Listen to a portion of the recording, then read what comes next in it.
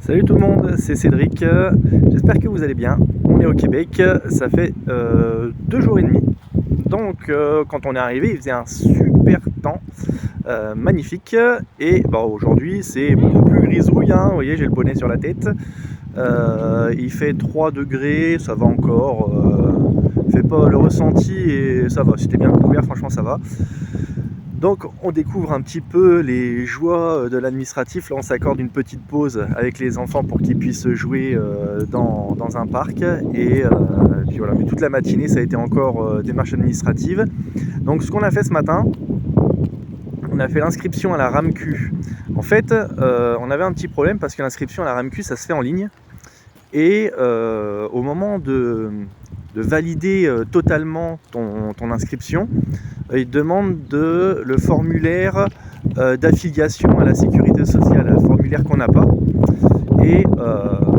Et du coup, ça nous bloquait pour l'envoi du formulaire, de l'inscription, quoi. Et on a appelé du coup la RAMQ qui nous a expliqué qu'en fait il était possible de faire un courrier en disant en expliquant notre situation, qu'on n'avait pas le formulaire et de simplement joindre ce courrier à la place du formulaire d'affiliation à la sécurité sociale française. Donc c'est ce qu'on a fait. On a pu poursuivre les démarches, inscrire tout le monde à la RAMQ. Maintenant on va voir, il faut que le dossier soit instruit, qu'il nous donne la décision, voir un petit peu comment ça se passe. Normalement moi je devrais pas y avoir le droit, mais j'ai envoyé quand même mon formulaire puisqu'il y avait une petite phrase sur le site de la RAMQ qui disait que comme vous êtes canadien, donc en parlant de ma femme, votre mari et vos conjoints ont les mêmes droits que vous. C'était marqué texto ça, hein. Donc bon, dans le doute j'ai mis tout le monde.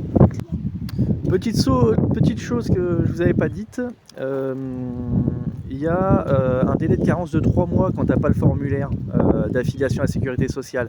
Mais on a pris une assurance privée à la Croix-Bleue de toute façon en attendant. Donc dans tous les cas, on sera couvert. Donc le délai de carence ne nous embête pas. Voilà. Et puis on verra ce que ça donne.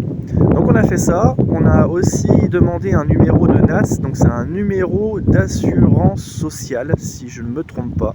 En fait, c'est un numéro qu'on te demande partout.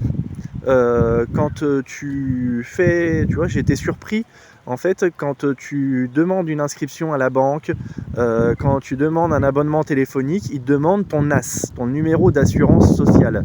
Et moi je pensais que c'était le numéro de sécurité sociale, donc le numéro de la RAMQ. Et en fait non, pas du tout.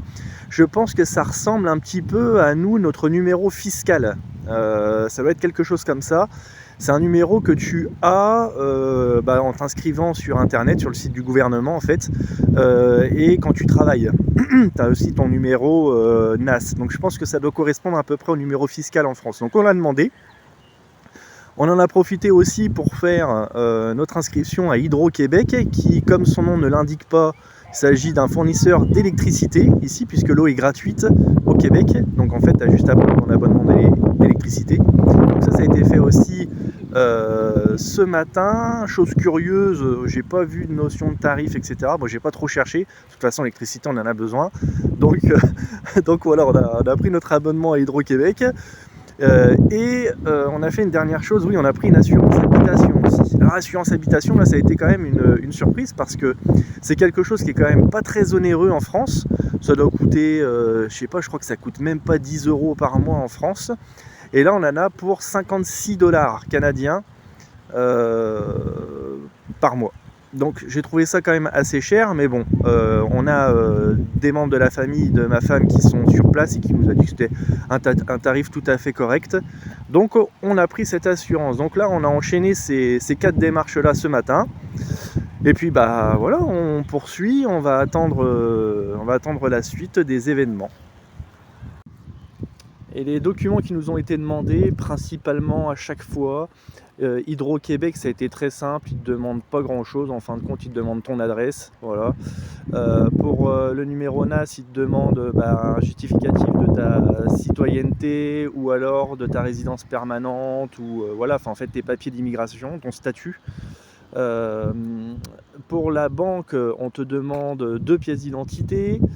Ou alors pareil ta résidence permanente ou ton permis de travail, voilà, ce genre de chose. Et qu'est-ce qu'on a fait d'autre? Assurance habitation. Assurance habitation, ils ne demandent pas grand-chose. Par contre, ils te font un spécimen chèque, donc c'est l'équivalent du RIB en France. Donc il faut pour ça que tu aies bien sûr un compte bancaire. Voilà. Pour le téléphone, c'est pareil, demander le spécimen chèque. Voilà, si ça peut vous aider. Allez, sur ce, je vous dis à bientôt, je vous tiendrai au courant comme d'habitude. Ciao, bye!